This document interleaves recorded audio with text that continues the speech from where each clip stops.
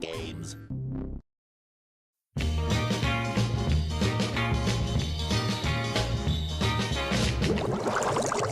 Hello guys, I'm CBMF Productions and welcome back to Nick Games Retrospective. Today's game is the almighty, the Mac Daddy, the prime time baby back ribs smoking, flamin' hot to the touch game of this entire retrospective. And the main reason why I'm even doing it in the first place. SpongeBob SquarePants, Battle for Bikini Bottom. I think it's pretty self-explanatory, but if you don't know much about this game, let me give you the backstory. Around the early 2000s, more specifically between 2003 and 2005, is where a lot of these Nick games dropped, with Nickelodeon greenlighting any and all major characters getting their own game based on them, from various developers. Among them were various SpongeBob games. After Revenge of the Flying Dutchman didn't do so hot with the masses, and led to Big Sky closing its doors for good, Nickelodeon turned to one of the more popular developers for licensed games, Heavy Iron Studios. Within a year of Revenge of the Flying Dutchman being released, Heavy Iron constructed the second major SpongeBob platformer in Battle for Bikini Bottom. It was released across various countries from October to November of 2003, and the game ended up being a commercial success. Praised for various reasons, which we'll get into, it ended up getting a major cult following over the years, thanks to various YouTube and Twitch streamers keeping the game alive and introducing the game to new players such as myself. When I saw people play this a few years back, whispers of a possible sequel or remake emerged around 2015 to 2016 when Heavy Iron commented about they would love to do a sequel or remake to the game. The latter actually ended up being greenlit by THQ Nordic when around that same time they would actually form and buy many of THQ's former titles, including the entire catalog of Nick games. And lo and behold, a couple years later, an official reboot to the game in Battle for Bikini Bottom Rehydrated. After previous independent projects have ended up falling through, and now finally has an official release date in late June as the time of recording. But now with the history out of the way, let's get into the game.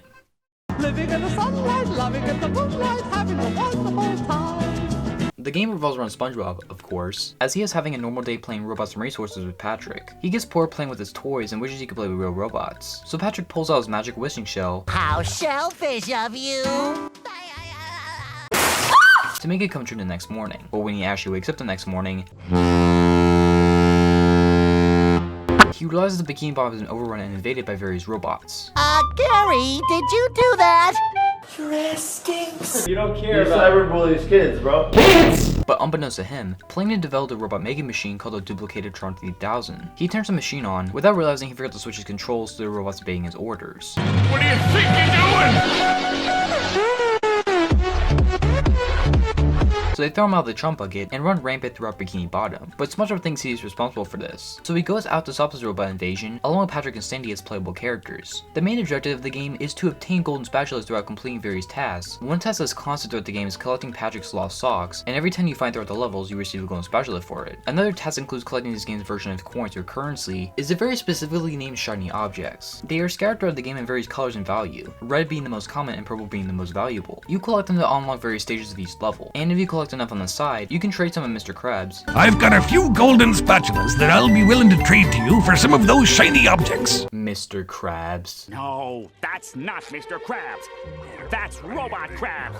Oh yeah. In exchange for golden spatulas. The game has a variety of levels that range from many iconic locations in the show. The first stage of levels in the game's open world include Jellyfish Fields, where you try to obtain some of King Jellyfish's jelly for Squidward after being stung by Jellyfish for him too. Rub all over yourself. So you as SpongeBob fight your way across Jellyfish Fields, bungee jump on hooks, Does this look dangerous? destroy cannons, along with destroying the machines that create the robots to advance further in the game. Halfway through the level, you switch to Patrick and get to playing for a portion of the level, as he can pick up objects and use them as projectiles. You end up getting to the first of many bosses in the game, King Jellyfish, which after beating, you get the jelly and return to Squidward. Next up is Downtown, with the main objective being trying to collect all these steering wheels, which the robots have taken out of the Buttmobile so Miss Puff, who for some reason looks like a crackhead, and the others escape. Halfway through, you get to play Sandy, which you can use your last to glide and also rope things around. The next setting is Goo Lagoon. The main objective is to get to the other side of Goo Lagoon to get all the sunscreen back, which the robots have stolen from Larry, who actually acts like Larry from the show, and the other occupants that their skin doesn't peel and get all red. You then get to explore sandcastles, a carnival, caves, etc. Then after getting enough spatulas, you unlock the next section of the game's open world, but first you have to fight Robot Sandy at the Poseidon, the first of 3 main robot battles in the game. The next level after that is Rock Bottom, where you need to collect all the stolen artwork from the museum to Miss Puff, so she can use it for heroin probably, but it says it needs to be returned to the museum. You then get to do a lot of stealth stuff with these sleeping robots, and get many great references along the way. Next up is Mermaid Lair, where Barnacle Boy and Mermaid Man, Cause it's Thursday and we have a whole bunch of doctor's appointments. or should I say, Big fat phony! tasked SpongeBob with rebooting all their computers that can get rid of the robots that somehow invaded their lair, as SpongeBob has to do various tasks along the way, from playing some DDR, finding Cotton Eye Joe over here, and finally being a brand new villain created for the game in Prawn. After that, you get to go to an original level in Sand Mountain, where you get to play on 3 different slides, each getting more crazy, trying to beat somebody's time, from the good Larry, Tuco over here,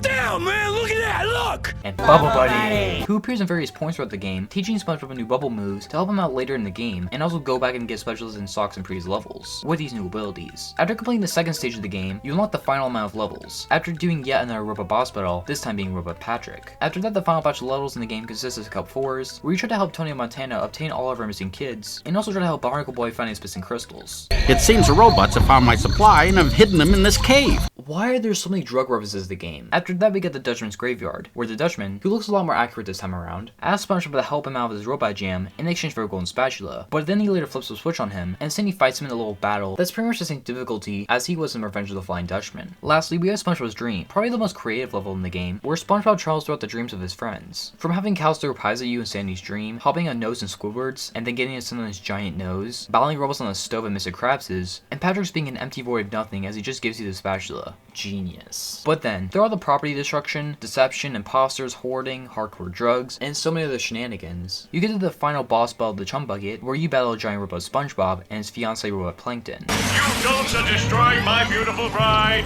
We were supposed to get married next week.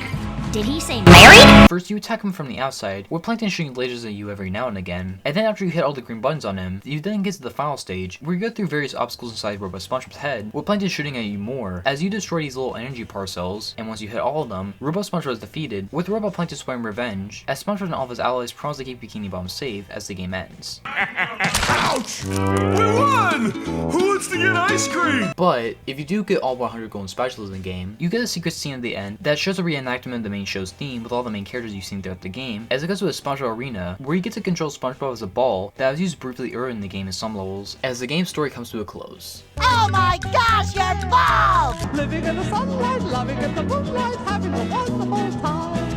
This game has such a surprise in every single level. Given the quality of most licensed games around this time period being quite throwaway, having a game that has so much effort and passion put into it is actually quite refreshing. The game feels big and feels like it was made by SpongeBob fans. The amount of references you see throughout the game, having both new and old locations, that keeps the game unpredictable, but also familiar, along with the amount of side characters that make surprising cameos from Larry, Bubble Buddy, King Neptune, Miss Crackhead, and so much more. Even the NPCs look straight ripped out of the show, making the world feel lively and not an empty, uncanny place like Revenge of the Flying Dutchman did. The voice acting is once again stellar from the main cast. The controls this time around are very well programmed, and you have way more room to breathe, along with having so many more moves and combos at your disposal, from getting to play 3 characters instead of just 1. They each serve their purpose and are all used sparingly. The soundtrack is also great and full of very catchy tunes from the main theme, Jellyfish Fields, the boss music. They all feel like they can be playing the show itself. The graphics are also a lot better, and although it does have its times of looking very weird, I don't get distracted by it. All the models look really good and look exactly like how you would bring 2D characters to 3D. They don't look off like those Jimmy Timmy Power Hour specials. The game's writing is on point, and feels like Steven Hillenburg and his team helped out with the game at least a little bit. To not draw a lot of jokes feel and catch you off guard. The structure of the game is also really well handled. Each level is different and has a series of obstacles and locations that always keep things interesting, but all with the same end goal of collecting golden spatulas. It's not just catching jellyfish into balloons for 3 hours straight. Each level provides something unique for you to do. Not to mention the amount of stuff you can do in the open world, which other than Flying Dutchman, is the only SpongeBob game that have an open world, which makes it feel way more lively. It keeps you engaged and makes you want to keep playing. And unlike Dutchman where you had to 100% the game, this game doesn't require you to 100% it, but you get rewarded if you do. The game has a nice balance of having hard challenges, but not too hard that it's frustrating. Mind you, it is made for kids, but it still gives an effort to make it tough at points, and if you're not a speedrunner, this game doesn't just take an hour to complete. It actually does require some effort, which I respect. Another aspect that works in the game's favor is the bosses. Each provides a unique challenge, where you have to put what you've learned to the test, and the game has a variety of bosses both from the show and its original new characters, such as all the robots you have to fight throughout the game, all having their little gimmicks to make them stand out. The game is also efficient in many ways, from making it easy to travel in between levels, auto-saving, giving you clear objectives throughout each level, in the spatulas and more. Overall, it's just a really well constructed game. Why do you want all that artwork?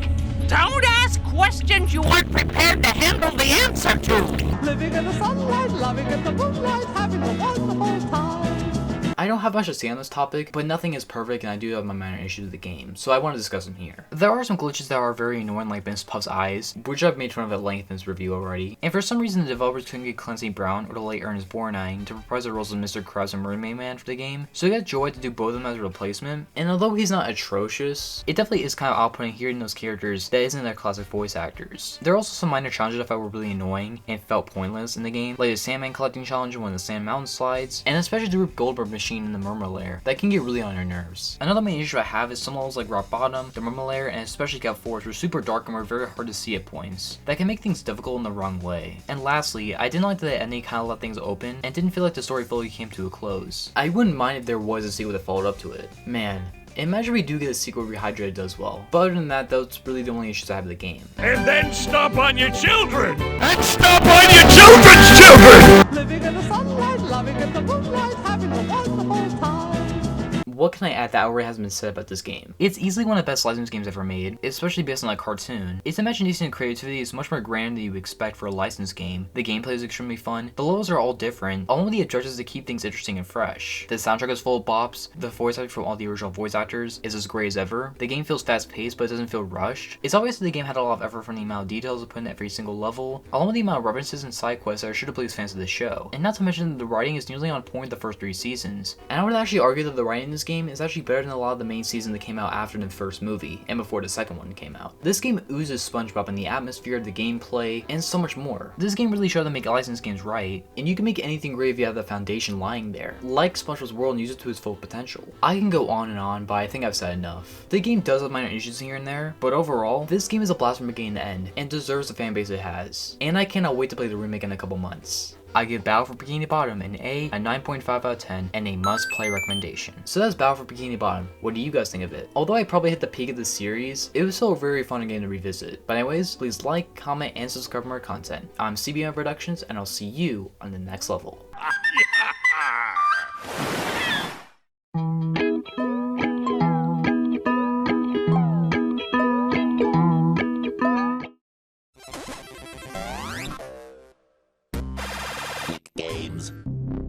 Can I get a cookie? No!